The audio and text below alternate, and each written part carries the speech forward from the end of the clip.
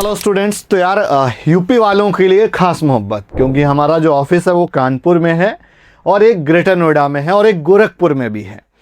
तो अगर आप कहीं से भी हो और आप किसी भी हमारे सेंटर पे विजिट कर सकते हो। इनके नंबर डिस्क्रिप्शन पर दिए हुए हैं और काउंसलिंग के गाइडेंस के नाम पे हम लोग कोई चार्जेस नहीं लेते हैं। आप आएंगे, आपका जो भी आपके डाउट्स होंगे उसको हम लोग फ्री ऑफ कॉस्ट क्लियर करते हैं। रिवेंस हम लोग पोर्टल मैनेजमेंट करते हैं, पूरी काउंसलिंग। अगर आपको सहयोग चाहिए, हेल्प चाहिए, तो उसके लिए हमारी पेड काउंसलिंग सर्विसेज भी हैं, तो उसमें भी आप इनरोल कर सकते हैं। आज मुद्दा है यूपी आयुष काउंसलिंग का।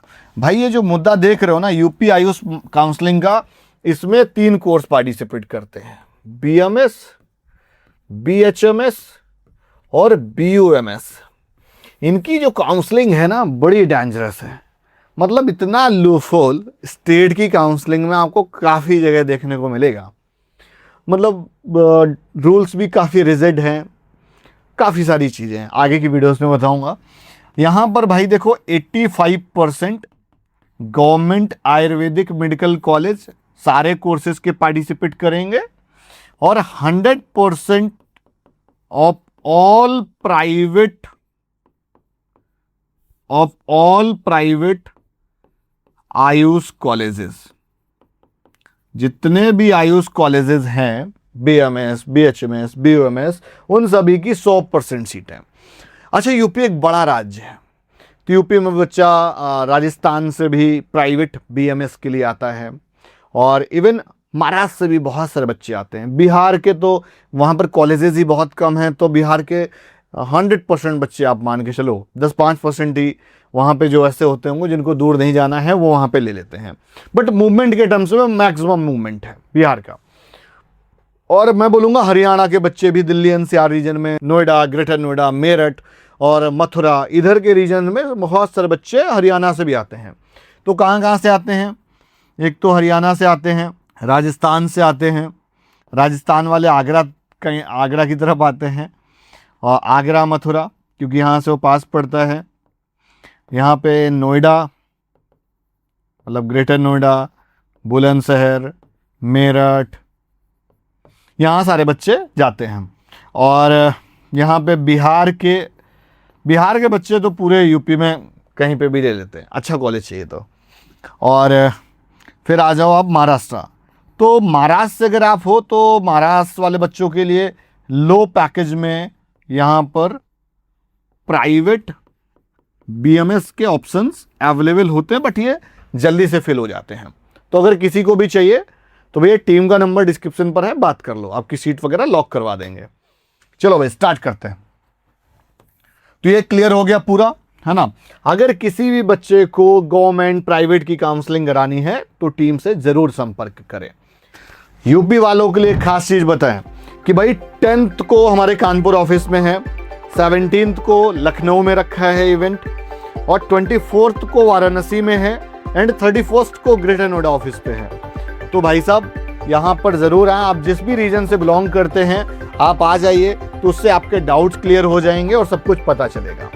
गवर्नमेंट 8 कॉलेजेस हैं आयुर्वेदिक के, होम्योपैथिक के 9 हैं, यूनानी के 2 हैं, ठीक है। प्राइवेट 80 से करीब 100 के बीच में प्राइवेट आयुर्वेदिक कॉलेज हैं, हर एक तरह के हैं। और BHMS 5 के आसपास मान लो, BUMS 5 से 8। बट हर साल आयुष कोर्सेज के लिए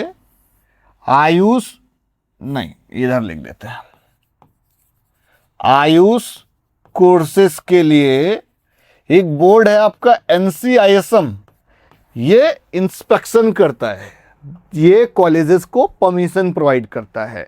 तो कभी कभी कॉलेजेस की सीट्स कट जाती हैं, कभी कभी परमिशन भी रिजेक्ट हो जाती है। तो यूपी में परमिशन का बहुत बड़ा गेम रहता है पहला, ठीक है। तो इसलिए किसी भी कॉलेज के लिए अगर आप प्लान कर रहे हो तो उसका प्रीवियस ट्रैक रिकॉर्ड जरूर चेक करिए कि उसकी परमिशंस वगैरह थी या नहीं थी। अब आगे आ जाते हैं, ये कट ऑफ वाला मामला भाई किसका? BAMS का है, ये BAMS का है, ठीक है। ऐसे ही बोलोगे तो BHMS बना देंगे, BUMS का भी बना देंगे, ठीक है। देखो फैक्टर क्या क्या इफेक्ट करते हैं। पहले नंबर देखो, BMS इंडिया के अंदर का 2nd नंबर पर प्रायोरिटाइज कोर्स है। किस नंबर का? 2nd नंबर का। वो क्यों? वो इसलिए क्योंकि एमबीबीएस का भी बहुत इंपैक्ट इन सारे कोर्सेज पे पड़ता है, क्योंकि इनकी काउंसलिंग आगे आगे चलती है, उनकी सीट्स बढ़ेंगी तो इसकी कट ऑफ अपने आप एक्सटेंड कर जाती है। तो पहले नंबर पे पेपर का लेवल क्या है, जो बहुत ज़्यादा बच्चे मल्टीपल ड्रॉप कर चुके हैं। अगर आप में से कोई है तो मल्टीपल ड्रॉप करके थक चुका है और आपकी स्कोरिंग बार बार इसी रैंक के बीच में कहीं रह जा रही है, तो भाई आप सरकारी कॉलेज ले सकते हो, अच्छा ऑप्शन है आपके लिए। दूसरे नंबर पे एमबीबीएस सीट है ना, जो एमबीबीएस सीट हर साल बढ़ती है, इस बार भी बढ़ेंगी, जब बढ़ेंगी तो कहीं ना कहीं कट ऑफ में इम्पैक्ट पड़ेगा, कट ऑफ डाउन जाएगा।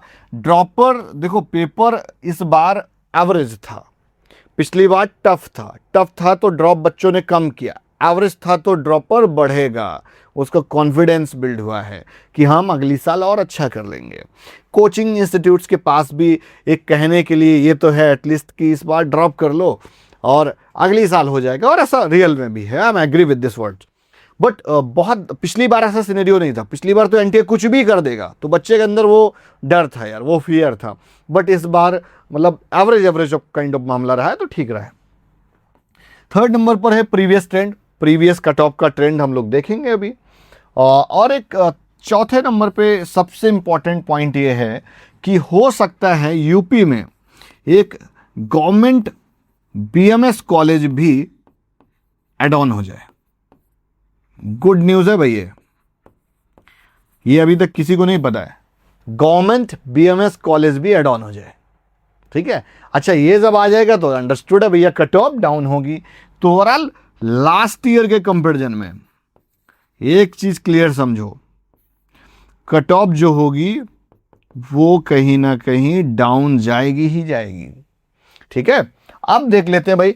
अच्छा, ये मैंने इन जनरल क्या क्या लिखा है पूरा समझा देता हूं। ये ऑल इंडिया कोटा 15% की कट ऑफ है, मतलब लास्ट सीट अलॉटिंग है। सिमिलर मैंने ये यूपी का ले लिया है, ये यूपी बीएमएस हो गया कि भैया यूपी में लास्ट ईयर इतने तक मिला था। तो मैं बोलूँगा कि लास्ट ईयर का पैटर्न देख के तो ये समझ में आ रहा है कि बच्चा यहाँ से यहाँ ज़्यादा शिफ्ट होता तो उसका बेनिफिट होता। ये बात सच है, इसमें कोई दोहराए नहीं है। यूपी बड़ा डाइवर्सिफाई स्टेट है आयुष काउंसलिंग के मामले में, मतलब सरकारी की कट ऑफ पिछली साल की जैसे जल्दी से बंद हो गई थी, और उससे पहले अगर 2-3 सालों का ट्रेंड देखेंगे तो सिमिलर सिनेरियो देखने को मिलता है। तो भाई लास्ट ईयर का ट्रेंड मैं आपको दिखा देता हूँ। ये यूपी का स्टेट कोटे का है।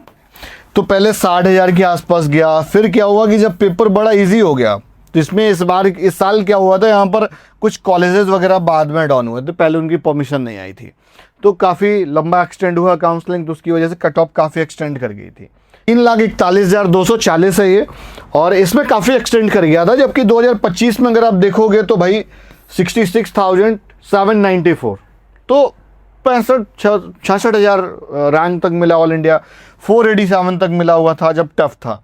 तो एक चीज़ क्लियर है कि भैया अगर पेपर थोड़ा सा लूज होता है, ड्रॉपर बढ़ते हैं, ड्रॉपर बढ़ने से उनका माइंडसेट ये होता है कि हमको एमबीबीएस मिल जाएगा, तो इसलिए वो बीएमएस को नहीं लेते। अच्छा, यूपी के अंदर एक अच्छी चीज़ है, यूपी की अगर आप सरकारी सीट लेते हैं तो उसको आप अगली साल लीव भी कर सकते हैं, उसकी कोई पेनल्टी चार्जेस नहीं है। सिर्फ आयुष कोर्सेज की बात कर रहा हूँ, बीडीएस में अब हो चुका है, पहले बीडीएस में भी नहीं हुआ करता था, ठीक है भाई।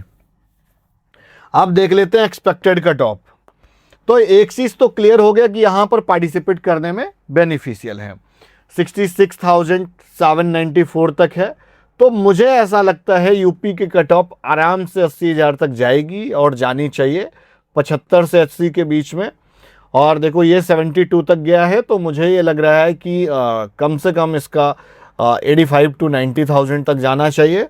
और यहाँ पर 70,000 तक है, तो एक्सपेक्टेड मान के चलो कि ये लगभग जो है इक्वल ही रहते हैं, थोड़ा बहुत डिफरेंस रहता है, 3,000 रैंक का अंतर है, तो उस अकॉर्डिंग ये 80 से 83 के बीच में भी इसको ले सकते हैं, ठीक है।